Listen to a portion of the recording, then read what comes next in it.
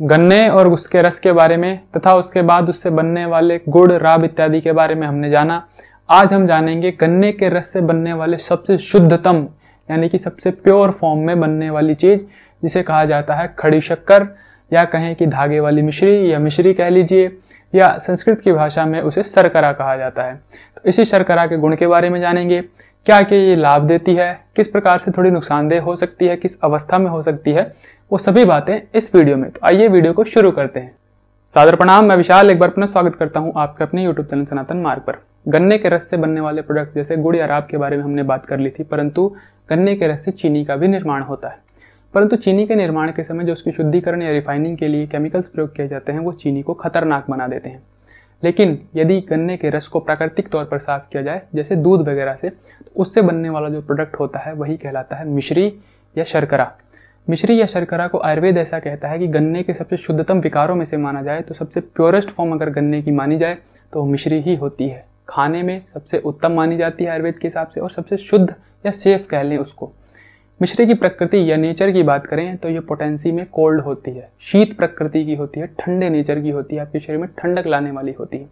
मधुर स्वाद यानी मीठे स्वाद की होती है, रुच खाने में अच्छी लगती है, साथ ही साथ स्निग्ध होती है, इसके अंदर चिकनाई होती है। इस प्रकार से इसके नेचर के बारे में बताया गया है। मिश्री के फायदों की बात करें तो आयुर्वेद ऐसा कहता है कि संतर्पण करने वाली होती है, इंस्टेंट एनर्जी देने वाली होती है। कई बार आपने देखा होगा धूप वूप में गर्मियों के समय आप सफर करके आए तो एक तरह से बेहोशी, आंखों के आगे अंधेरा सा छा जाता है, बॉडी डिहाइड्रेट, पानी की बहुत इसके अंदर कमी हो जाती है। उस समय कई बार व्यक्ति बेहोश भी हो जाता है, चलते फिरते गर्मियों में लोग गिर भी पड़ते हैं।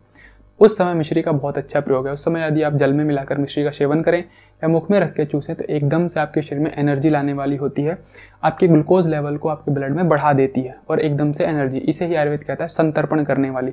इसीलिए मूर्छा या बेहोशी में कार्य करती है, विशेष करके वो जो गर्मी से हुई हो या धूप के कारण जो मूर्छा आई हो, तो उसके अंदर बहुत अच्छा कार्य करती है। फिर दूसरी बात करें तो वोमिटिंग यानी उल्टी के अंदर, जैसे कई बार सफ़र वफर करते समय किसी को बहुत ज़्यादा उल्टी आने की समस्या, ऐसी समस्या हो तो आप सफ़र में अपने साथ मिश्री का टुकड़ा साथ में रखें, उसको मुख में डाल लें तो ये वोमिटिंग वाली जो सेंसेशन है ये खत्म हो जाती है।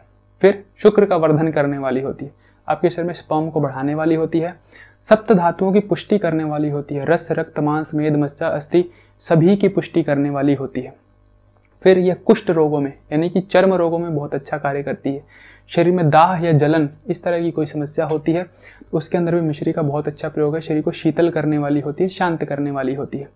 फिर बात करें तो ये एसिडिटी जैसी समस्या में यानी बार बार एसिड रिफ्लक्स ऊपर आता हो तो उसको शांत करने के लिए बहुत अच्छी मानी जाती है। यह पित्त और वात दोनों को कंट्रोल करने का कार्य करती है तथा कफ की थोड़ी बहुत वृद्धि करती है। तो इसीलिए यह शुष्क कांस में बहुत अच्छा कार्य करती है। जो ड्राई कफ होता है या ड्राई खांसी जो होती है, सूखी खांसी जिसको कहा जाता है, तो उसके अंदर बहुत अच्छा कार्य है। जिसमें कफ वगैरह हो तो उसमें उतना अच्छा कार्य नहीं होता है इसका, बट ड्राई श्वास के रोगों में, सूखे जो श्वास के रोग होते हैं श्वास खांस के, तो उसके अंदर बहुत ही अच्छा कार्य करने वाली होती है।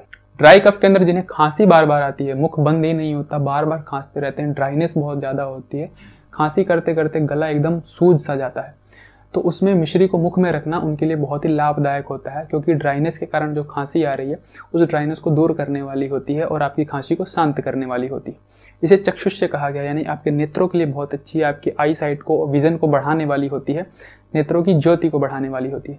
जिनको मुख में लार इत्यादि नहीं बनती है तो उनके लिए मुख में रख के चूसना बहुत ही लाभदायक होता है, उनकी लार की ग्रंथियों को स्राव कराने वाली होती है लार का।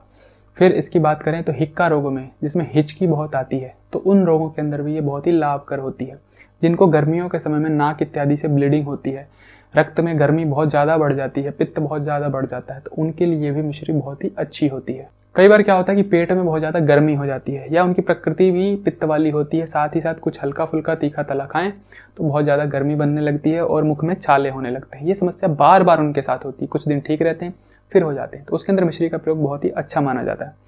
1 चम्मच मिश्री के पाउडर को 1 चम्मच आंवले के पाउडर के साथ मिक्स करके उसका सुबह शाम सेवन करें जल के साथ, तो देखें कि आपकी जो छाले की समस्या है, एक्सिस हीट की जो पेट में समस्या है, वो जल्दी ही आपकी समाप्त हो जाएगी। यह थे मिश्री के फायदे। यह वात पित्त वालों के लिए बहुत ही ज़्यादा अच्छी है, कफ वालों के लिए उतनी ज़्यादा अच्छी नहीं है, थोड़ा बहुत कफ का वर्धन करती है, परंतु गन्ने के जो बाकी विकार हैं यानी गुड़ इत्यादि, उनसे कफ कम ही बढ़ाती है, यानी कि वो ज़्यादा कफ को बढ़ाने वाले होते हैं और मिश्री बहुत अल्प मात्रा में कफ को बढ़ाती है।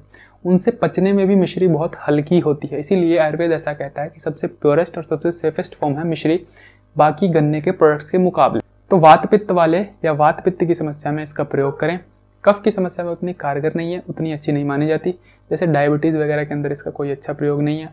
साथ ही साथ अगर आप खांसी में बलगम या कफ निकलता हो तो उसके अंदर भी इसका अच्छा प्रयोग नहीं है। शुष्क खांसी या ड्राई खांसी में इसका प्रयोग कर सकते हैं।